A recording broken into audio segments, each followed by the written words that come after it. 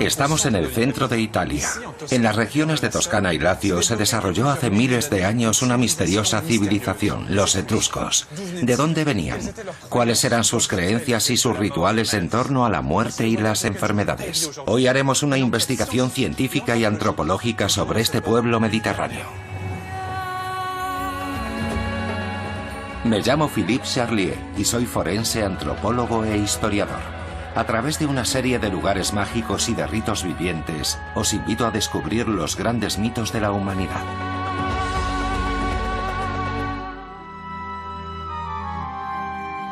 En las necrópolis, verdaderas ciudades dedicadas a los muertos, se han encontrado multitud de vestigios de los etruscos, estatuillas, cerámicas decoradas y objetos cotidianos que acompañaban a los difuntos en su último viaje.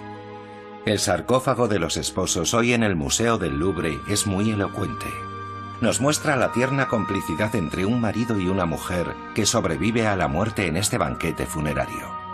El realismo de sus rostros es llamativo. ¿Quiénes eran los etruscos? ¿De dónde venían? ¿Cuáles eran sus creencias?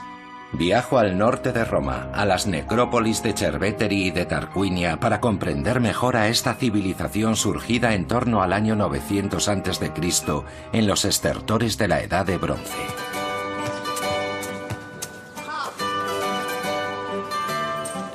Buenos días, Philippe. Hola. Vincenzo Bellelli es arqueólogo e investigador en Roma y lleva años trabajando en la excavación de Cerveteri. Venga, vamos a empezar la visita.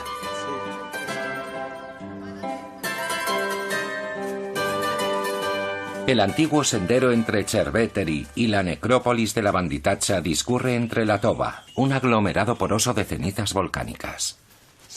Este camino está enteramente rodeado de tumbas. Sí. Realmente es como un valle de lo más lúgubre. ¿Tiene algún nombre particular? Sí, se conoce como el Camino de los Infiernos. El Camino de los Infiernos. Exacto, es la calle de los muertos.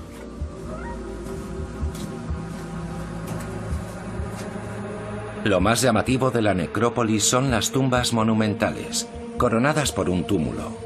Este antiguo cementerio está literalmente organizado como una ciudad. Las sepulturas se reparten en barrios, plazas y calles y constituyen un testimonio único del urbanismo etrusco. La necrópolis de Cerveteri es inmensa. ¿Quiere decir que corresponde a una ciudad grande? Sí, Cerveteri fue sin duda una de las mayores metrópolis del Mediterráneo antiguo y una de las ciudades más importantes de Italia entre el VII y el V siglo antes de Cristo. Quizá más importante incluso que la Roma de los Reyes.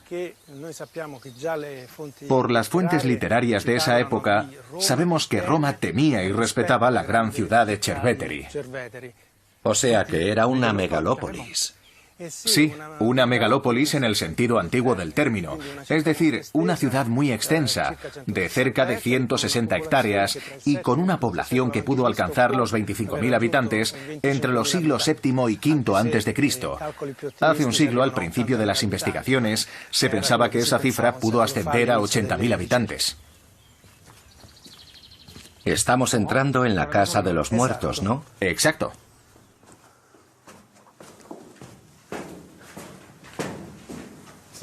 Realmente es como una casita, con su patio, sus columnas, su techo. Hay incluso ventanas y puertas. La última morada de esta familia etrusca es similar a la que ocuparon en vida. La arquitectura, la decoración y la organización del espacio están ligadas al lugar que ocupaba cada uno de los miembros de la familia. Aquí vemos el contorno de la cabecera y el relieve del pie del lecho mortuorio. Es donde se depositaban los cadáveres junto con las vasijas del ajuar funerario. O sea que el cuerpo estaba aquí. Exacto. Con la cabeza apoyada en la almohada. Sí. El cuerpo se disponía siempre en posición supina y se colocaban las vasijas a los pies del difunto y en el suelo. Y por la longitud podemos saber si era un niño o un adulto. Sí, a menudo se trata de individuos que no han llegado a la edad adulta. Pero las dimensiones del lecho no se corresponden siempre con las dimensiones del cadáver, ya que se podía usar también para reagrupar los huesos de los muertos que se habían desplazado. ¿Y el cuerpo, cuando se depositaba en estos lechos, en qué estado se encontraba? ¿Estaba fresco o embalsamado? No. El cuerpo se envolvía sencillamente con un sudario tras ungirse con aceites perfumados.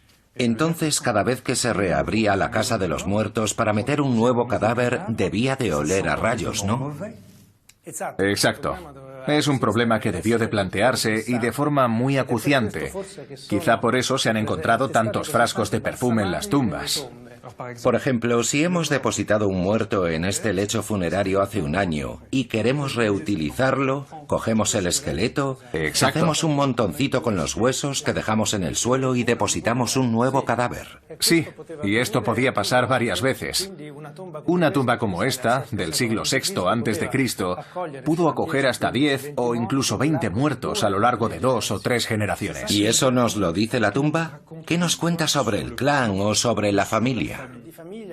Esta es la principal característica de las necrópolis etruscas, que no eran tumbas individuales, sino familiares. Las tumbas de los griegos, por ejemplo, exceptuando las zonas periféricas, eran a menudo individuales. Aquí el concepto es otro. En el centro de todo está el clan, la familia de aristócratas con su poder, su riqueza y también su estirpe.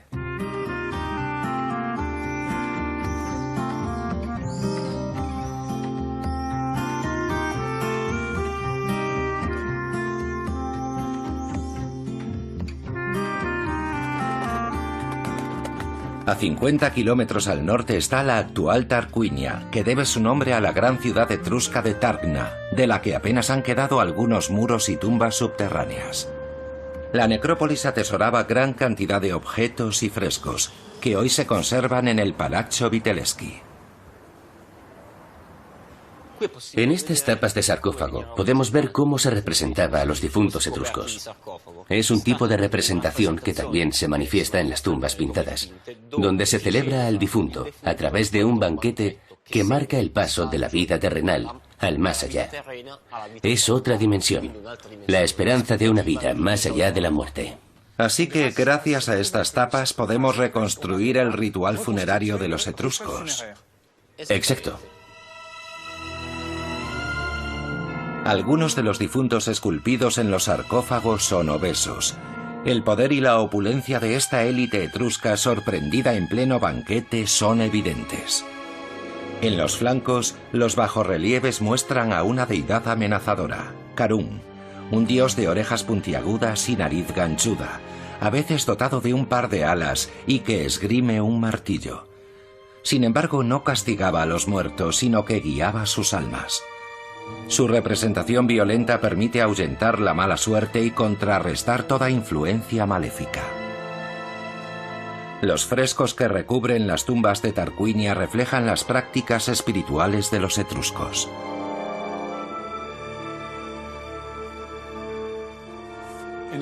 Enrico, estamos en una tumba etrusca y tengo la impresión de estar rodeado de etruscos vivos. Están tocando la flauta, bailando, se está celebrando un banquete. Esta fiesta fúnebre se desarrolla en medio de los árboles y hay muchos pájaros. ¿Este uso de los pájaros y este tipo de figuración son también simbólicos? Sí, así es. Nos consta que los etruscos disponían de varias formas de consultar e interpretar las señales celestes, y en particular el vuelo de los pájaros. Otra forma de interpretar las señales divinas era examinando un hígado, generalmente de un animal, al que se destripaba. Y en función de la morfología y la presentación del hígado, los sacerdotes podían interpretar las señales como positivas o negativas. Este sentido común. Observan si el órgano está sano o es patológico, si el agua, el entorno, el aire y la alimentación del lugar han sido beneficiosos para ese animal. Y eso les da una pista sobre el futuro de los hombres que van a construir una ciudad ahí. Creo que los etruscos tenían sentido común. Sí, es una forma de verlo.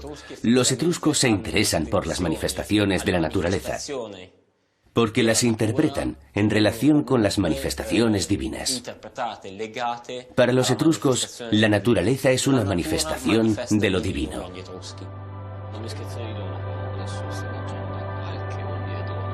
Estos exvotos anatómicos reflejan prácticas religiosas destinadas a la sanación divina de las enfermedades humanas. Esto es lo que da el donante, es una rodilla y un trozo de pierna. El donante Se lo ha dado a la a la divinidad. a la divinidad. Y vemos representaciones de caras, de bebés, de senos también, de úteros, de falos. Por ejemplo, donaban un seno porque quizá querían tener un hijo o porque estaban teniendo una lactancia difícil o por un cáncer o una inflamación. Y con el útero pasa lo mismo. En realidad estos órganos tienen una pinta rarísima.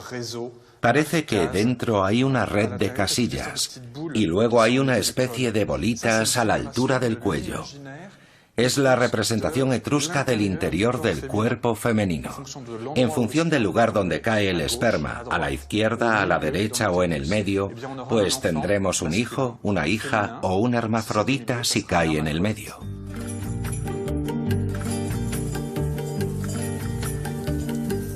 La necrópolis de la antigua ciudad de Tarquinia, cerca de las costas tirrenas, se extiende por las mesetas del Lacio. Desde el siglo XVIII atrae a los arqueólogos y desde mucho antes a los saqueadores de tumbas, los llamados tombaroli.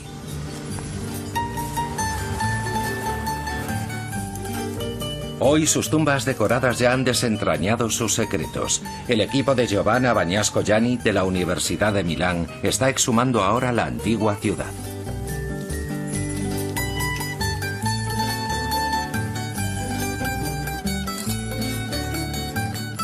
El responsable de las excavaciones es Enrico.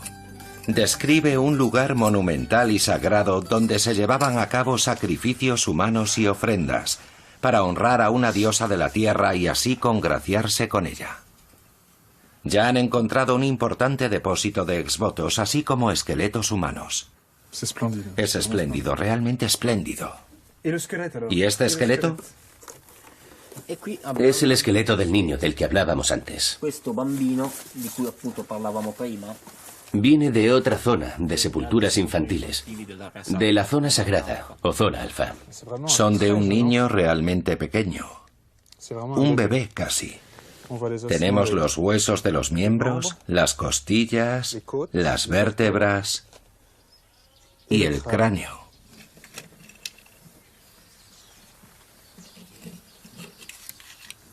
Aquí se ve bien la formación vascular.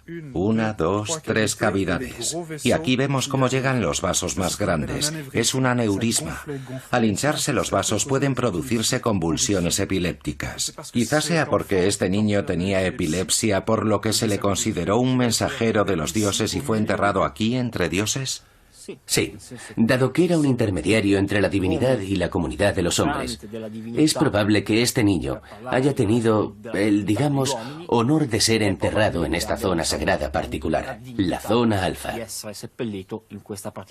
Y esto se debe a que, en cierto sentido, era visto como un monstrum.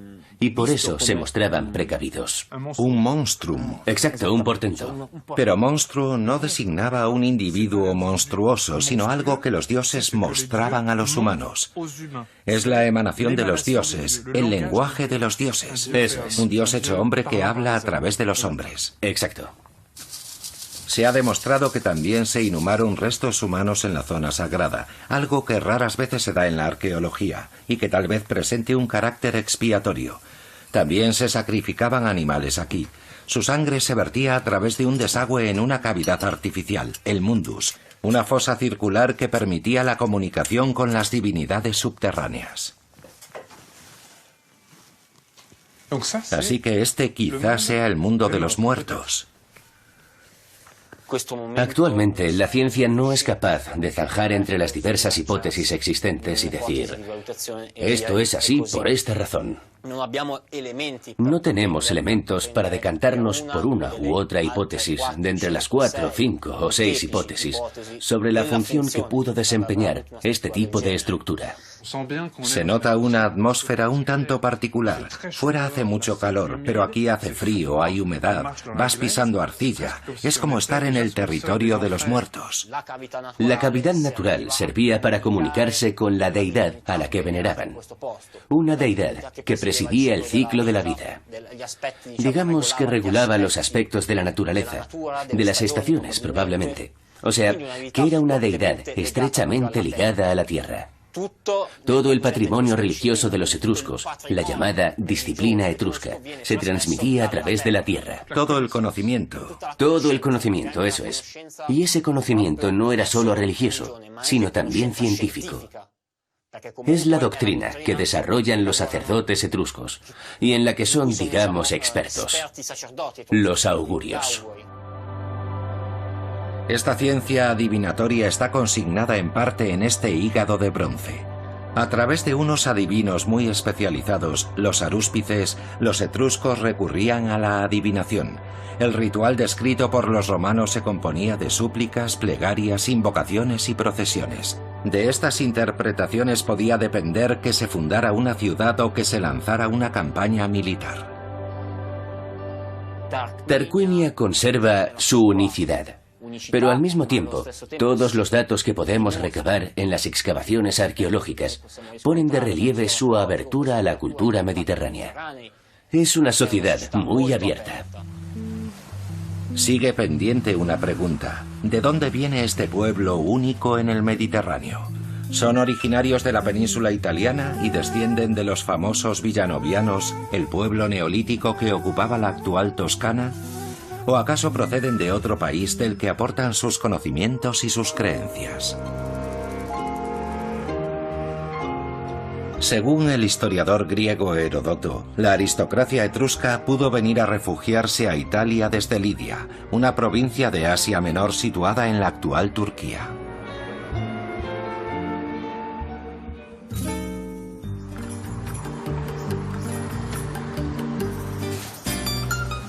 Florencia también está asentada sobre una antigua ciudad etrusca.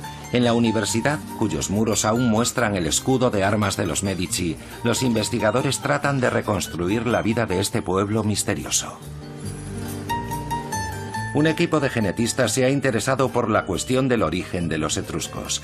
Han tomado muestras del ADN de los esqueletos y lo han comparado con el de los toscanos actuales. David Caramelli dirigió ese proyecto.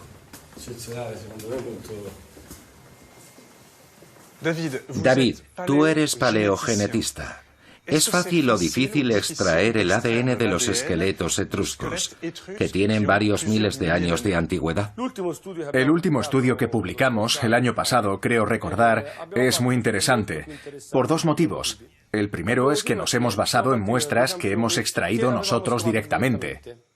Que no están contaminadas. Exacto, no hay contaminación. Las hemos exhumado directamente. A continuación hemos usado una técnica llamada secuenciación de nueva generación para analizar el ADN. El problema es que hasta el momento solo hemos analizado una pequeña parte de la mitocondria.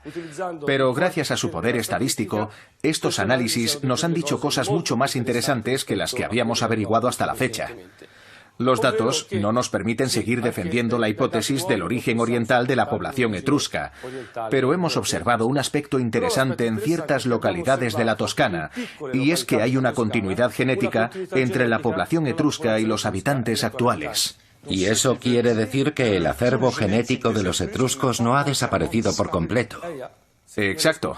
Y aunque yo no hablaría del genoma en un sentido general, porque solo hemos analizado una parte muy pequeña del ADN mitocondrial, hemos observado que el genoma mitocondrial de los etruscos también está presente en la población de Casentino, que es una región que está cerca de Arezzo, en el norte de Toscana y de Volterra. De hecho, sus habitantes están encantados con ese descubrimiento. Pero, ¿qué aspecto físico se cree que tenían los etruscos? ¿Eran como tú y como yo o tenían rasgos físicos particulares?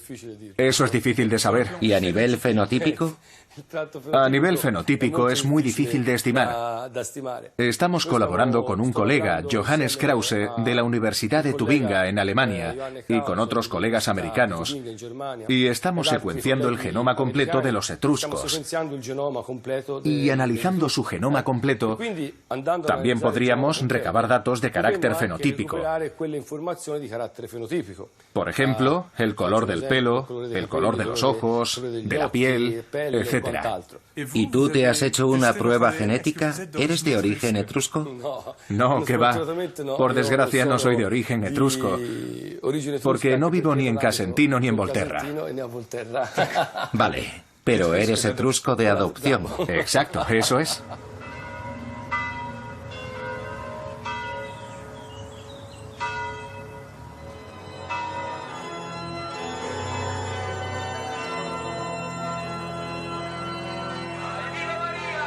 El pueblo etrusco desciende de una civilización autóctona que se enriqueció gracias a las migraciones y a los contactos que entabló a través del comercio con los griegos, los fenicios o los cartagineses.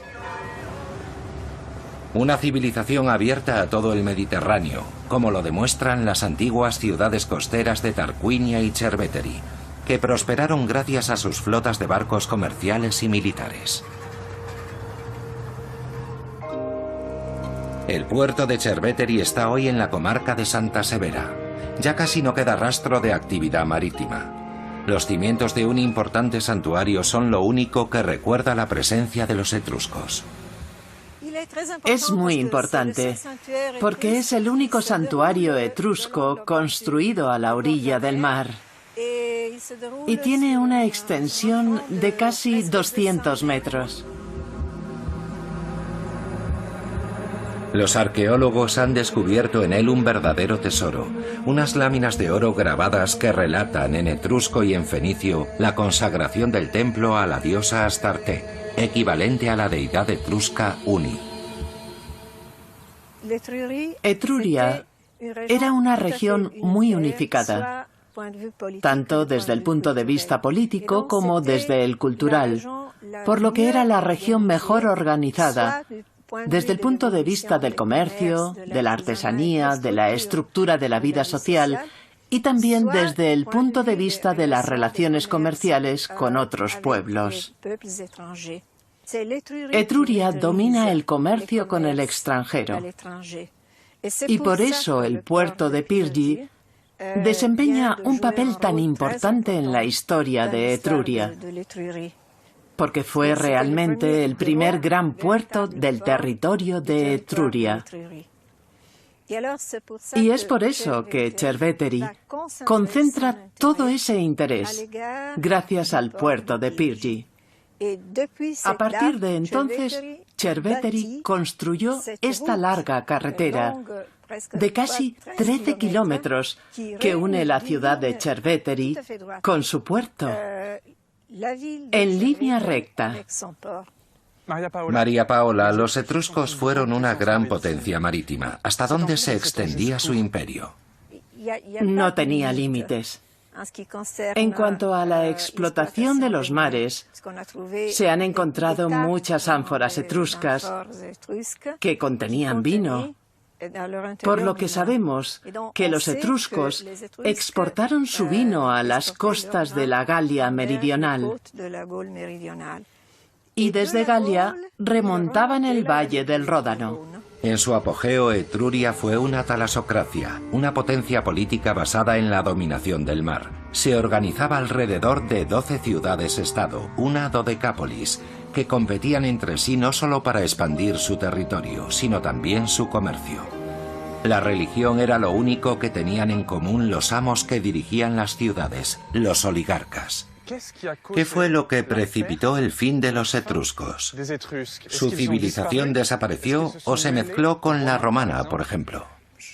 Yo diría más bien que fueron absorbidos. ¿Asimilados?